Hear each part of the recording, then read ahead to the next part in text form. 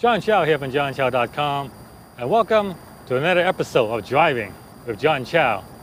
Another beautiful day in sunny Orange County, 70 degrees, top-down.com lifestyle.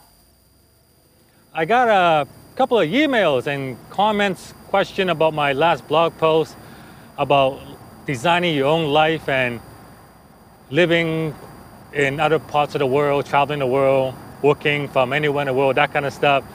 And I told a story of a couple of my friends, one of them now living down in Costa Rica, another one living in Taiwan.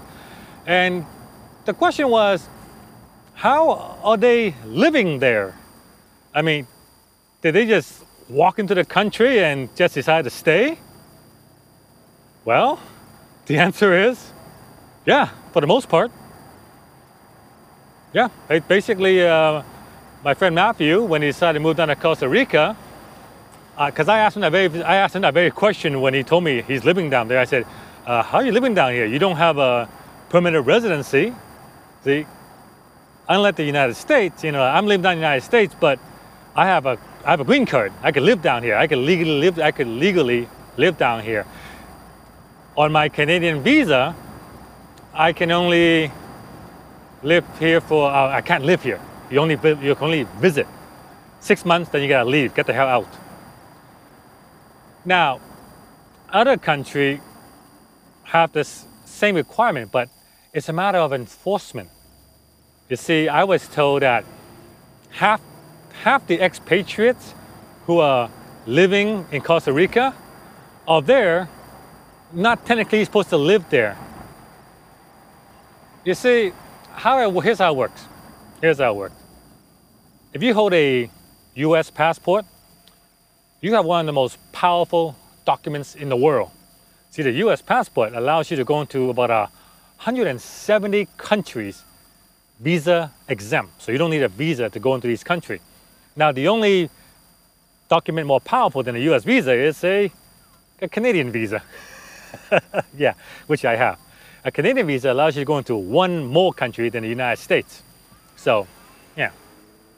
By the way, in case you're wondering, it's Cuba, all right? I can go to Cuba with a visa. You're a US citizen? No. Here's the thing. When you go into a country like Costa Rica, they don't have the kind of security that the United States border has, where they ask you 1,000 questions, ask you blah, blah, blah, whatever. When I went to Costa Rica, all they did was they looked at my passport, they stamped it, gave it back to me. That was it.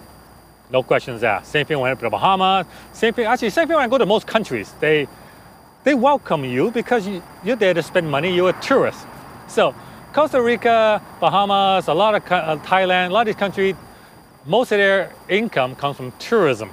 All right. So in Costa Rica, you're allowed to stay 3 months without a visa.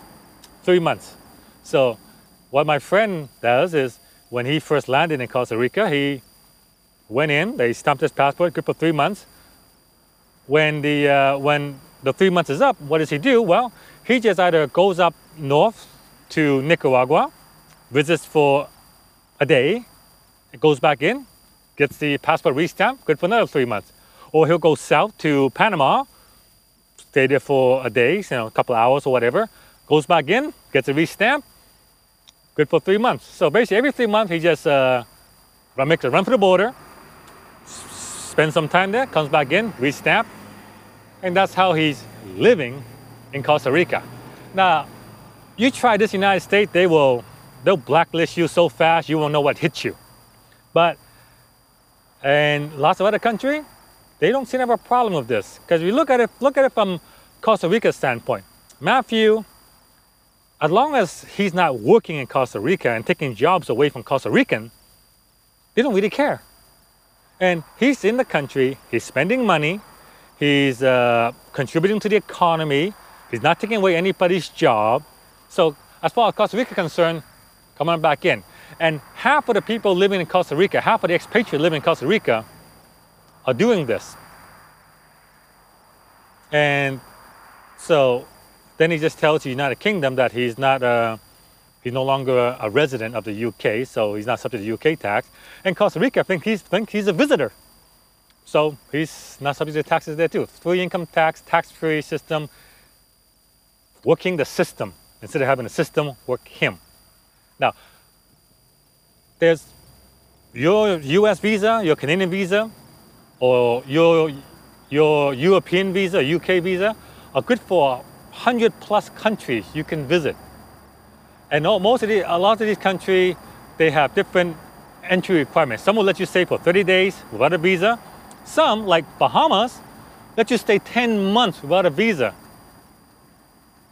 So basically, if this is how they do it. They just basically go into the country, anywhere from, well, I recommend minimum 3 months, every 30 days. I did have a friend who did that. He went to Taiwan, and he's an Australian citizen. And in Taiwan, you allow 30 days visa exempt. So you don't need a visa for 30 days. But the thing is, the Taiwan's an island, and the closest visa exempt place you can visit is Hong Kong.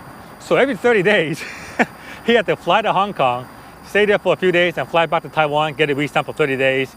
But he did that for a few years, actually. He was living in Taiwan, working in renting his website from Taiwan, not working in Taiwan, renting his website from Taiwan.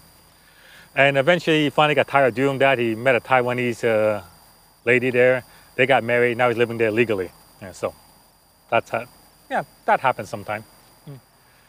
But yeah, to answer that question, how are these people living in these other countries?